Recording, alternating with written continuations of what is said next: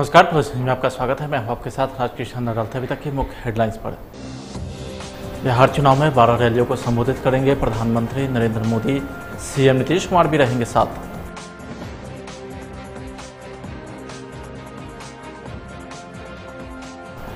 लालू प्रसाद यादव का ट्वीट, नीतीश तो अब नेता भी नहीं रहा, राबड़ी बोली नाम मत लो उनका।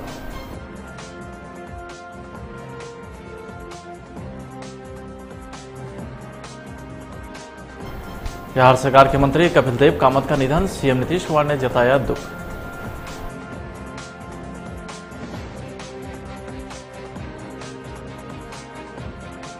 और तेजस्वी यादव के हलफनामों पर सुशील मोदी ने उठाए सवाल, बोले पिता लालू की तरह ही वह भी जेल में बिताएंगे जिंदगी।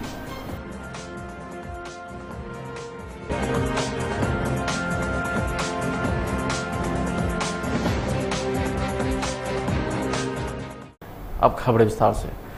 राष्ट्रीय जनतांत्रिक गठबंधन यानी कि एनडीए में अपना रिपोर्ट कार्ड जारी कर दिया है, जिसमें बिहार में केंद्र और राज्य सरकार के द्वारा जो काम किया गया है उसका उल्लेख भी किया गया है। इस मौके पर भाजपा, जदयू और जीतन मांझी की पार्टी हिंदुस्तानी अवाम मोर्चा के उपस्थित नेताओं ने एक बार फिर से प्रदेश में राजग की सरकार बनने का दावा किया है। साथ ही यह भी ऐलान किया है कि प्रधानमंत्री नरेंद्र मोदी बिहार में 12 चुनावी सभाओं को संबोधित करेंगे। इस मौके पर उपस्थित बिहार भाजपा के चुनाव प्रभारी व महाराष्ट्र के पूर्व सीएम देवेंद्र फडणवीस ने जानकारी देते हुए बताया कि बिहार में नरेंद्र मोदी की सभी रैली एनडीए की रैली होंगी। फडणवीस ने यह भी कहा कि पहली बार प्रधानमंत्री नरेंद्र मोदी 23 अक्टूबर को बिहार आएंगे और सासाराम गया भागलपुर में सभा करेंगे। दूसरा दौरा 28 अक्टूबर को होगा, जिसमें वह दरभंगा, मुजफ्फरपुर और पटना में चुनावी सभाओं को संबोधित करेंगे। तो वहीं तीसरा दौरा 1 नवंबर को होगा, जिसमें वह छपरा, पूर्वी चंपारण और समस्तीपुर में चुनावी रैली को संबोधित करेंगे। चौथा और आखिरी दौरा 3 नवंबर को होगा। इस दौरान वह पश्चिम बंगाल, सहरसा, अररिया के फारबिसगंज में चुनावी सभाओं को संबोधित करेंगे। सबसे पहले 23 तारीख को आदरणीय प्रधानमंत्री जी सासाराम में पहली रैली करेंगे, गया में दूसरी रैली करेंगे और भागलपुर में तीसरी रैली करेंगे। उसके बाद 28 तारीख को प्रधानमंत्री जी का फिर समय हमें प्राप्त हुआ है।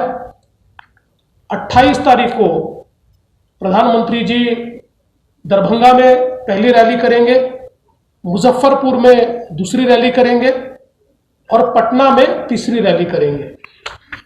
उसके बाद आदरणीय प्रधानमंत्री जी 1 तारीख को 1 नवंबर को फिर बिहार आएंगे।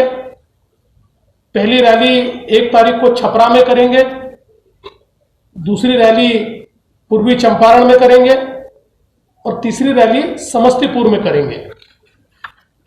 और अंततः फिर एक बार आदरणीय प्रधानमंत्री जी 3 तारीख को बिहार में आएंगे और 3 तारीख को पहली रैली पश्चिमी चंपारण में होगी, दूसरी रैली सहरसा में होगी और तीसरी रैली फारबिसगंज, अररिया में होगी। इस प्रकार से कुल 12 रैलियां आदरणीय प्रधानमंत्री जी करेंगे। इसमें नियोजन यह किया है, आप सभी लोग जानते हैं कि सोशल डिस्टेंसिंग के साथ रैलियां करनी है और जो ग्राउंड्स है इस पर प्रशासन ने संख्या का नियमन किया है, किस ग्राउंड पर कितने लोग उपस्थित हो सकते हैं।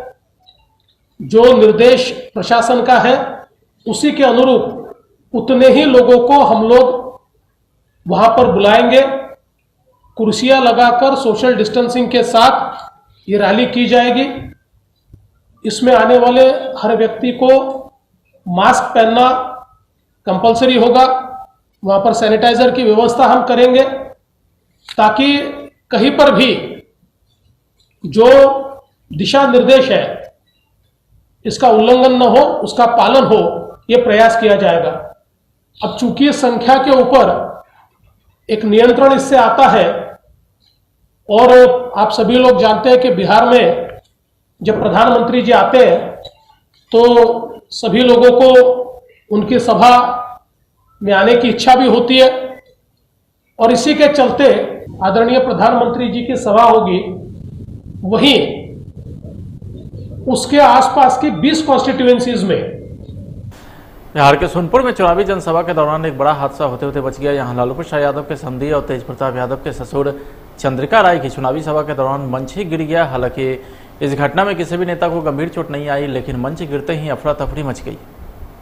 देखिए भाई, अगले साल अगला चुनाव में हम माननीय मंत्री जी को सारे जनता के समर्थक और कार्यकर्ता के तरफ से विजय का माला पहनाए थे, और मैं इस बार भी मंत्री जी को पूरे जनता के तरफ से आज भी ये विजय का माला पहनाने के लिए जा रहा हूँ। आप लोग एक प्रतिज्ञा कर लीजिए कि हरिहरनाथ के धरती पर प्रतिज्ञा करके जाइए कि परसा का इतिहास और दरोगा बाबू का मान सम्मान किस तरह से रहेगा। प्रतिज्ञा करके अब पुनः भाई चंद्रिका भाई को भारी मतों से विजयी बनाने का काम करें।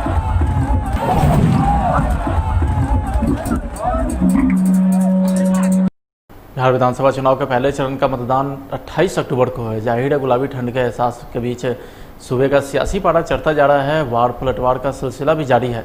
इसी क्रम में आरजेडी चीफ लालू प्रसाद यादव ने एक बार फिर से सीएम नीतीश कुमार पर हमला बोला है।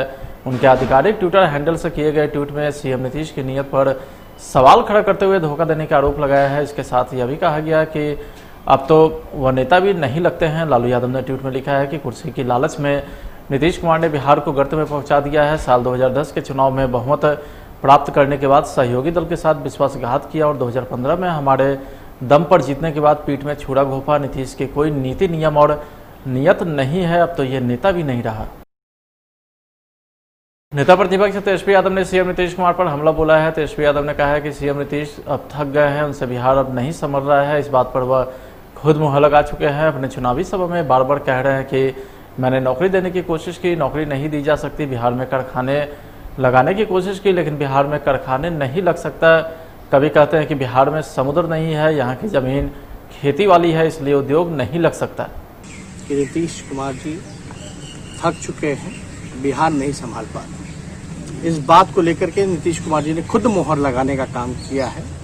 आपने देखा होगा कई जनसभाओं में उन्होंने कहा है कि हमने कोशिश कर लिए हैं, नौकरियां नहीं दी जा सकती हैं, कारखाने नहीं लगाए जा सकते हैं। ये हमेशा हर एक इशू से भागने का काम नीतीश कुमार कर रहे हैं और ये साफ तौर पे उन्होंने हाथ खड़े कर दिए हैं।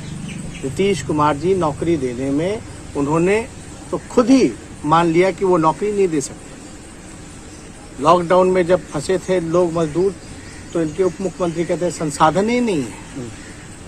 फिर कहते हैं कारखाने नहीं लग सकते, उद्योग नहीं लग सकते, क्योंकि आपका स्टेट जो है वो पूरी तरीके से लैंडलॉक्ड स्टेट है। तीसरी बात कहते हैं कि समुंदर नहीं है बिहार के आसपास, समुद्री वाले इलाकों में जो है वहाँ जो है सारी चीज़ें हो सकती हैं।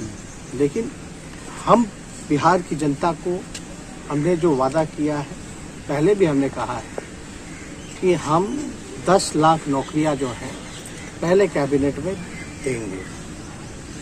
नीतीश कुमार जी ने तो हाथ खड़े कर दिए, लेकिन मुझे जनता, बिहार की जनता अगर एक मौका देती है तो मैं बेरोजगार नौजवानों को रोजगार देने का काम करूंगा। हम करेंगे। और पूरी तरीके से डबल इंजन सरकार जो है फेल हो चुकी है। ब्लॉक चले जाइए, ब्लॉक स्तर पर थानों में भ्रष्टाचार ही भ्रष्टाचार है। बिना घूस दिए हुए कोई काम नहीं हो पाता है। 60 घोटाले जो है नीतीश कुमार जी के शासनकाल में हुए हैं। और हमने पहले भी कहा है कि सरकार में आने के बाद जितने नियोजित शिक्षक थे, जो उनका मांग रहा है, उसको हम लोग जो है पूरा करेंगे। समान काम समान वेतन को लेकर। तीसरी बात हम ये बताना चाहते हैं, जो वृद्धा पेंशन जो है उसको बढ़ा करके 1000 रुपये वो हमारी सरकार आती है, तो उसके लिए हम काम करेंगे। तो साफ बात है कि यहाँ 15 साल में इन्होंने गरीबी नहीं मिटाई, भुखमरी नहीं हटाई, बेरोजगारी नहीं हटाई, पलायन नहीं रोका। और जब मुसीबत के घड़ी में अपने भाई मजदूर जब फंसे हुए थे तो इन्होंने मुंह जो है वो फेरने का काम किया। तो इसलिए मुझे पूरा विश्वास है बिहार के नौजवान, किसान, मजदूर सब एकजुट होकर के, सभी जाति वर्ग के लोग एकजुट होकर के इस बार हमको एक मौका जरूर दें। तो वहीं बिहार सरकार के मंत्री कपिल देव कामत का निधन हो गया है। गुरुवार देर रात उन्होंने अंतिम सांस ली। उन्हें कोविड-19 का संक्रमण हुआ था और वे करीब एक हफ्ते से पटना एम्स में भर्ती थे। बताया जा रहा है कि उन्हें सांस लेने में तकलीफ के बाद वेंटिलेटर पर रखा गया था। मुख्यमंत्री नीतीश कुमार ने उनके निधन पर शोक जताया है। मुख्यमंत्री ने कहा है कि पंचायती राज मंत्री कपिल देव कामत के असामयिक निधन पर गहरी शोक संवेदना व्यक्त की। मुख्यमंत्री ने अपने शोक संदेश में कहा है कि स्वर्गीय कपिल देव कामत जमीन से जुड़े राजनेता थे और कैबिनेट में मेरे सहयोगी भी थे। सनत मला मुकेश सहनी ने सहरसा के सिमरी बख्तियारपुर में अपना नामांकन दाखिल किया है। नामांकन दाखिल करने से पहले उन्होंने मीडिया के सामने बताया कि चुनाव जीतने के बाद इस क्षेत्र के जनता के लिए काम करेंगे, क्योंकि इस क्षेत्र में कई सारी समस्याएं हैं। जनता के लिए हम लोग आने वाले समय में काम करेंगे और खास करके इस क्षेत्र के लिए कोसी के क्षेत्र में है बहुत सारे समस्या है, उसको लेके पूरा हम लोग हमेशा चिंतित रहेंगे और बहुत ज़्यादा से ज़्यादा विकास का कार्य हम लोग करने का काम करेंगे। महागठबंधन छोड़कर एनडीए में आए हैं, आखिर क्या वजह है? नहीं देखिए, वो तो बीत गया जमाना और खास करके जिस गठबंधन में हम पे वहाँ पे तो एक अति पिछड़ा का बेटा मल्ला के बेटा को पीठ में खंजर भोंकने का काम किया है और उसी जगह पे माननीय प्रधानमंत्री मोदी जी और नीतीश जी और गृह मंत्री साहब ने मलहम लगाने का काम किया। अति पिछड़ा को बेटा को पूरे बिहार के जनता निश्चित तौर पर देख रही है और एनडीए का सरकार बनाएंगे। महागठबंधन के पास कोई विजन नहीं है। जिस व्यक्ति के पास एक विजन नहीं है, गठबंधन को सही ले नहीं चल सकते हैं, वो व्यक्ति बिहार को कैसे चला पाएंगे। और आप सबको पता है कि बिहार में 15 साल उनका जब शासन था तो बिहार कहाँ था, कितने गड्ढे में था। तो माननीय नीतीश जी ने यहाँ तक पहुँचाए हैं बिहार को और अगर हम सब मिलकर नीतीश जी के नेतृत्व में आगे बढ़ाने का काम करेंगे। भारतीय जनता पार्टी के राष्ट्रीय अध्यक्ष जेपी नड्डा विक्रमगंज पहुंचे। उन्होंने काराकाट विधानसभा क्षेत्र के भाजपा प्रत्याशी राजेश्वर राज के लिए वोट मांगा। विक्रमगंज के राजकीय इंटर कॉलेज के मैदान में आयोजित चुनावी सभा में उन्होंने हुंकार भरी है। सरकार ने उनके साथ भाजपा के प्रदेश अध्यक्ष डॉक्टर संजय जायसवाल भी उपस्थित हुए। चुनावी सभा को संबोधित करते हुए जेपी नड्डा ने कहा है कि बिहार में जनता फिर से एनडीए की सरकार बनाने जा रही है। आजकल जो आरजेडी वाले नया नक्शा लेकर के आए हैं और आजकल वो विकास की बात करने लगे हैं, उनको धन्यवाद देना चाहिए कि मोदी जी ने उनको भी विकास समझा दिया। उनको भी समझ में आ गया कि विकास बिहार की आकांक्षा। लेकिन ये याद रखना, ये वही दल है जिसने आज का जो डीजीपी है उसको गोली चलाने वाला शहाबुद्दीन, ये तब तक बचा रहा जब तक लालू राज रहा। जब नीतीश आया तब शहाबुद्दीन जेल के पीछे गया, ये याद रखना। एक दलित, मैं 2-3 उदाहरण देना चाहता हूं। एक दलित गोपालगंज का डीएम था, कृष्णैया उसका नाम था, उसको गाड़ी से निकाल करके किसने जान ली थी। और ये किसका राज था? ये लालू राज था। याद रखो, अगर उजाले की इज्जत करनी है तो अंधेरे की कठिनाई को याद रखना चाहिए। अगर विकास देखना है तो ऐसे विकास के दुश्मनों को भी पहचानना जरूरी होता है। मैं बिहार में मेरा बचपन गुजरा, मैं भी संजय जायसवाल जी के साथ डाक बंगला चौराहा से गुजर रहा था। मुझे वो भी दिन याद है जब डाक बंगला चौराहा में लालू राज में 7 बजे के बाद कोई खड़ा नहीं हो पाता था। मैं सही बोल रहा हूं कि नहीं बोल रहा हूं? मैं ठीक बोल रहा हूं कि नहीं बोल रहा हूं? इसलिए याद रखना, मैं निकला, मैंने कहा यहां डी लाल एंड सन्स होता था, कहां गया? बोला चला गया। आगे मेफेयर होता था, मैंने कहा वो मेफेयर कहां गया? बोला चला गया। मैंने कहा यहाँ बहुत बड़ा बाजार होता था, बोला बंद हो गया। मैंने कहा क्यों बंद हो गया? बोला क्योंकि लालू राज था, सब छोड़ के चले गए औने पौने था। ये था बिहार। वहीं विधानसभा चुनाव में राजद के द्वारा पूरे प्रदेश में मात्र 9 मुसलमानों को ही टिकट दिए जाने तथा इलियास हुसैन जैसे नेताओं का दरकिनार किए जाने का आरोप लगाते हुए रोहतास के डेहरी ऑन सोन में राजद से जुड़े अल्पसंख्यक समुदाय के लोगों ने डेहरी के पाली रोड में बैठक किया। इस बैठक में निर्णय लिया गया कि माई समीकरण के बल पर राजद 15 सालों तक बिहार में राज करता रहा। अब समय आ गया है कि इस समीकरण पर विचार किया जाए। राजद कार्यकर्ता ने पाली रोड में अलग से बैठक कर कई प्रस्ताव पारित किए, जिसमें कि राजद के द्वारा डेहरी सीट पर किसी मुसलमान को टिकट नहीं दिए जाने पर नाराजगी भी व्यक्त की। मुसलमानों की परेशानी अब हमसे नहीं देखी जा रही। अल्लाह कहता है कि जब कोई परेशान हाल है उसकी मदद मैं करता हूँ। तुम्हारी नजर से कोई देखने में आता है तो उसकी मदद तुम करो। हमें कोई स्वार्थ नहीं है राजनीति करने। खत्म हो गई। 2020 चुनाव में खत्म हो गई, पूरी तरह से खत्म हो गई। अब हम लोग को हसिया पर खड़ा कर दिया गया। हम लोग को आज के डेट में हसिया पर खड़ा कर दिया गया है। जिस पार्टी पे हम लोग खुलेआम हम लोग का 100% का 100% वोट जाता था, वो पार्टी ही हम लोगों को हसिया पर खड़ा कर दी। तो हम लोग तो सोचने के लिए मजबूर हैं कि अब हम क्या करें। तब तो समय है, अभी समय है, हम लोग इसका पुरजोर ही करेंगे, विरोध भी करेंगे। और अपने हक की लड़ाई के लिए तो भाई हर कोई स्वतंत्र है और हम लोग स्वतंत्र हैं। शांतिपूर्ण माहौल में दुर्गा पूजा को संपन्न कराने को लेकर के जिला प्रशासन की ओर से आदर्श थाना परिसर में शांति समिति की बैठक आयोजित की गई। आयोजित शांति समिति की बैठक की अध्यक्षता अररिया जिला पदाधिकारी प्रशांत कुमार ने की है। मौके पर जनप्रतिनिधि और पूजा कमेटी से जुड़े लोगों को संबोधित करते हुए जिला पदाधिकारी ने कहा है कि इस बार कोविड-19 को लेकर के सरकार के निर्देश पर ही दुर्गा पूजा मनाया जाएगा। उन्होंने कहा है कि यह वर्ष हर्षोल्लास के साथ त्योहार मनाने का समय नहीं है। आज आदर्श थाना अररिया में, नगर थाना अररिया में शांति समिति का बैठक किया गया है और इस बैठक में जनप्रतिनिधि गण और पूजा के समिति के जो ऑर्गेनाइजर्स हैं उन सब लोगों का उपस्थिति आज दर्ज की गई है।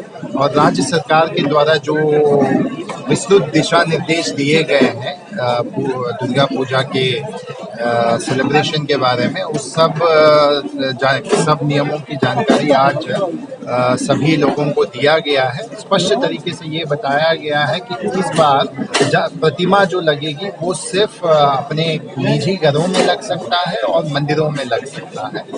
उसके साथ साथ प्रोसेशन का कोई भी परमिशन नहीं दिया जाएगा, कोई भी मेला लगाने का कोई भी परमिशन नहीं दिया जाएगा, भोज का भी कोई परमिशन नहीं दिया जाएगा, पब्लिक एड्रेस सिस्टम का भी कोई परमिशन नहीं दिया जाएगा। और विसर्जन जो है विजयदशमी के दिन किया जाएगा और सर्वसम्मति से यही निर्णय लिया गया है कि 2 बजे तक हर हाल में विसर्जन समाप्त की जाएगी। और पुलिस और प्रशासन की ओर से सभी तैयारियां हो गई हैं और पर्याप्त मात्रा में पुलिस भी है और पैरामिलिट्री भी है। उसका डिप्यूटेशन भी आज कल में डिप्यूटेशन ऑर्डर भी निकल जाएगा। मैं मीडिया के माध्यम से सभी को अपील करना चाहूँगा कि जो राज्य सरकार के द्वारा जो गाइडलाइंस दिए हैं उसका 100% अनुपालन करेंगे और आप सब लोगों को दुर्गा पूजा के हार्दिक। विसर्जन में कितने लोग शामिल होंगे? देखिए, विसर्जन में अगर गाइडलाइंस देखा जाए तो स्पष्ट यही दिया गया है कि विसर्जन में कम से कम लोग भाग लेंगे इसमें। बट आज सर्वसहमति से यही निर्णय लिया गया है कि जो भी विसर्जन किया जाएगा वो गाड़ी में, संबंधित व्हीकल में ही विसर्जन किया जाएगा। कोई भी व्यक्ति उस गाड़ी के साथ पैदल नहीं आ सकते हैं। कोई भी पब्लिक एड्रेस सिस्टम या डीजे या कोई भी गाना वगैरह बजा नहीं जाएगा। और स्पष्ट निर्देश दिया गया है कि 2 बजे तक हर हाल में विसर्जन कर लेना है और उसकी सारी तैयारियां भी प्रशासन के द्वारा किया जा रहा है। बिहार चुनाव जैसे जैसे परवान चल रहा है, आरोप प्रत्यारोप का दौर और तेज होता जा रहा है। इसी क्रम में डिप्टी सीएम सुशील मोदी ने नेता प्रतिपक्ष तेजस्वी यादव के द्वारा नॉमिनेशन में दिए गए हलफनामे को लेकर के जोरदार हमला बोला है। सुशील मोदी ने कहा है कि तेजस्वी ने अपने संपत्ति के ब्यौरे में बहुत कुछ छिपा लिया, उन्होंने गलत जानकारी दी। सुशील मोदी ने कहा है कि तेजस्वी ने अपने हलफनामे में बताया कि 4 करोड़ 10 लाख का ऋण किसी कंपनी को दिया है। सवाल यह है कि इतने पैसे उनके पास आए कहां से। इसे मैंने लिखा कि जब कोई पुश्तैनी संपत्ति नहीं थी, 9वीं तक मुश्किल से पढ़ाई कर पाए, क्रिकेट में भी विफल रहे, न कोई नौकरी की न व्यवसाय किया, आखिर ऐसी क्या योग्यता थी जिसके बलबूते करोड़ों की संपत्ति के मालिक बन गए। और मित्रों, इसके साथ साथ मैंने 4 कंपनियों का नाम दिया है। ये डिलाइट मार्केटिंग, जिसकी करीब 100 डिसमिल जमीन कंपनी के माध्यम से जिसके मालिक बन बैठे थे। AK इन्फोसिस, जिसकी 10 संपत्ति के मालिक इस कंपनी के माध्यम से बन गए थे। और AB एक्सपोर्ट, दिल्ली में D1088 new friends colony Delhi, इस मकान के मालिक कंपनी के माध्यम से बन गए थे। और पटना में एयरपोर्ट से आप आगे बढ़ेंगे पश्चिम तरफ और दाहिने मुड़िएगा तो टिस्को का गेस्ट हाउस है, टाटा स्टील का, उसके भी ये मालिक बन गए थे फेयर ग्रो कंपनी के माध्यम से। और आज इनकी तमाम संपत्तियां जब्त हो चुकी हैं। या तो CBI ने जब्त कर लिया, या इनकम टैक्स ने जब्त कर लिया, या ED ने जब्त कर लिया है। और इतना ही नहीं, ये IRCTC घोटाला हम जिस होटल में बैठे हुए इसी होटल से जुड़ा ये मामला है। तो IRCTC घोटाले में ये चार्जशीटेड है और केवल चार्जशीटेड ही नहीं है बल्कि ट्रायल प्रारंभ होने वाला है।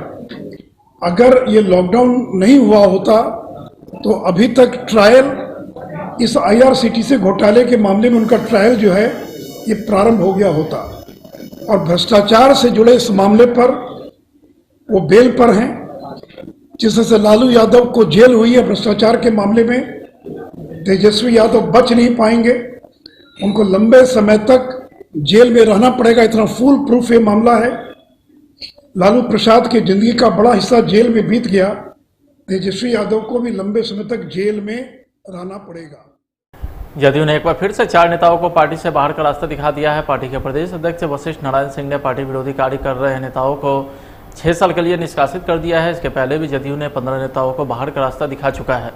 जिन नेताओं को जदयू ने बाहर किया है उनमें राजगीर के वर्तमान विधायक रवि ज्योति, पूर्व विधायक रामचंद्र सदा, ललन भुइयां, कैमूर के संगठन प्रभारी राजीव रंजन उर्फ राजू गुप्ता शामिल है। ये सभी पार्टी से बगावत कर चुनावी मैदान में उतरे हैं।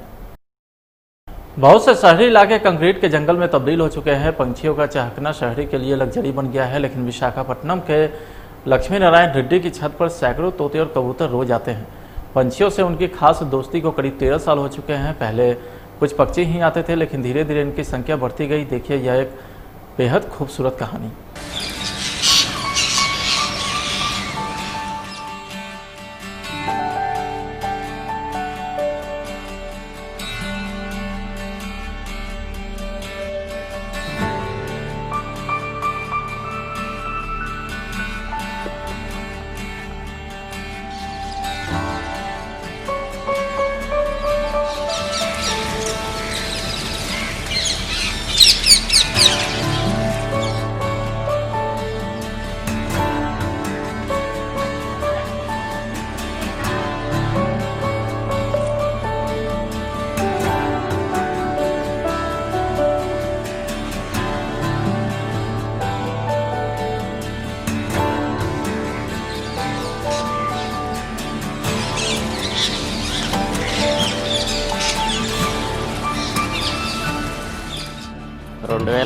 సంవత్సరం మొక్కలు అవి చూడడానికి మార్నింగ్ మేడ మీదకి వచ్చినప్పుడు చూస్తే 2 రామచిలుకలు వచ్చి ఉన్నాయండి.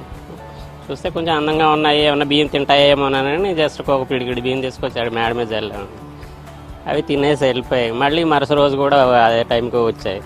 ఇంకా అలాగే అది వేస్తూ ఉన్నాం. కొంచెం కొంచెం బియ్యం, పిడికిడి బియ్యం, గ్లాసుడు బియ్యం అయ్యాయి, మళ్ళీ ఒక డబ్బా అయ్యాయి, మళ్ళీ అలాగా 2-3 డబ్బాలు. అవి దాంతోపాటు అవి తీసుకొస్తూనే ఉన్నాయి. చిలుకలు నంబర్ పెరుగుతూ ఉన్నింది. 10, 20, 50 అలాగ వందల సంఖ్యలోకి వెళ్ళాయి.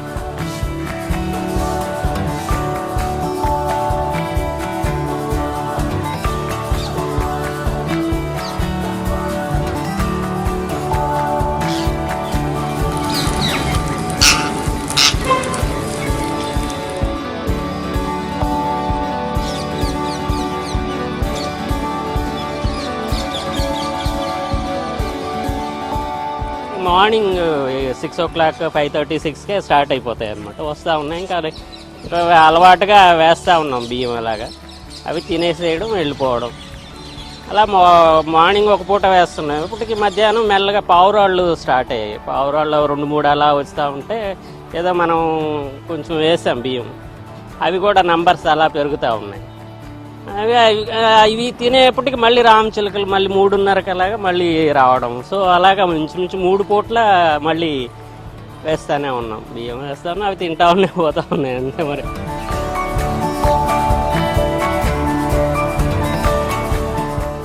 ఈ చిలకల కోసమే మేము మా ఇల్లు మార్చుకున్నాం గ్లాస్ డోర్ నుంచి చూడాలని. ఎందుకంటే అవి చిన్న సౌండ్ వచ్చినా అవి పారిపోతూ ఉంటాయి. చాలా మంది చుట్టాలు మా ఇంటికి వస్తుంటారు ఈ చిలకలు చూడడానికి. ఇక్కడ రోజు ఆల్మోస్ట్ ఒక 10 years నుంచి వస్తూ ఉంటాయి ప్యారెట్స్. మేము వ్యూ చేస్తుంటాం. మాకు చాలా ప్లెజెంట్ వ్యూ అనమాట. We are very blessed to see this. And చిన్న సౌండ్ ఏదైనా అలికిడి వచ్చినా సరే వెంటనే అన్నీ పారిపోతూ ఉంటాయి అనమాట. వాటిలో కూడా చాలా గ్రూప్స్, ఇంకా బెస్ట్ ఫ్రెండ్స్ అన్నీ ఉంటాయి అనమాట. మాకు చుట్టూ గ్రీనరీ కూడా ఉంటుంది. దానివల్ల రోజు అంకుల్ గ్రెయిన్స్ వేస్తారు. అండ్ దట్టు దానికి వాటర్ పెట్టడానికి బాగుంటుంది. మేము రోజు ఎంజాయ్ చేస్తాం. కొంచెం మైండ్ ఏదైనా బాగోపోయినా ప్లెజెంట్గా ఉంటుంది ఇవన్నీ చూస్తూ ఉంటే.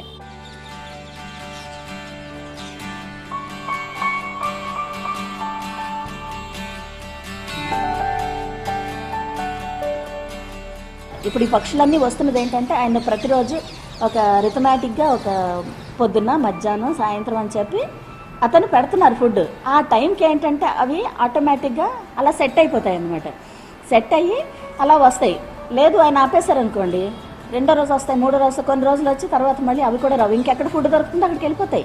సో వచ్చేదంతా ఏంటంటే అన్నీ కలిపి ఆ ఫుడ్ని తింటానికి. అదే మళ్ళీ అంత లేదనుకోండి కొట్టుకుంటాయి. అవి కూడా కమ్యూనికేట్ చేయవు. కొంత ఉందనుకోండి ఫుడ్, అది అరిచి చెప్పదే, ఇంకొక దానికి అరిచి చెప్పదు, దాని వరకు సరిపోద్ది అంటే అది తినేసి ఒక 2-3 కలిసి వెళ్ళి తినేసి ఉంటాయి. కానీ ఇప్పుడు ఇక్కడ ఈయన ఎంత పెడుతున్నారు ఫుడ్ కాబట్టి అన్నిటినీ పిలుచుకొని అన్ని కమ్యూనికేట్ చేసుకుంటూ వచ్చేస్తాయి అన్నమాట. రోజుకి ఇంచుమించు 7-8 కేజీలకు పైన బియ్యం మనం, సో దగ్గర 3-4,000 పడుతూ ఉంటుంది మనకు మంత్లీ. మనం ఖర్చు ఏం చూడడం, ఏదో కొంత సర్వీస్ చేసినట్టే, అది ఏవో వస్తున్నాయి తింటా ఉన్నాయి మరి అంతే. మనం ఆ డబ్బులు ఏమి లెక్క పెట్టడం అది ఏమి చేయలేదు. వాటికి వేస్తున్నాం, తృప్తిగా తింటున్నాయి అంతే, అదే చూస్తున్నాం అంతేనా, ఏం లేదు. फिलहाल आज की खबर में इतना ही। आप देख रहे हैं प्लस न्यूज। नमस्कार।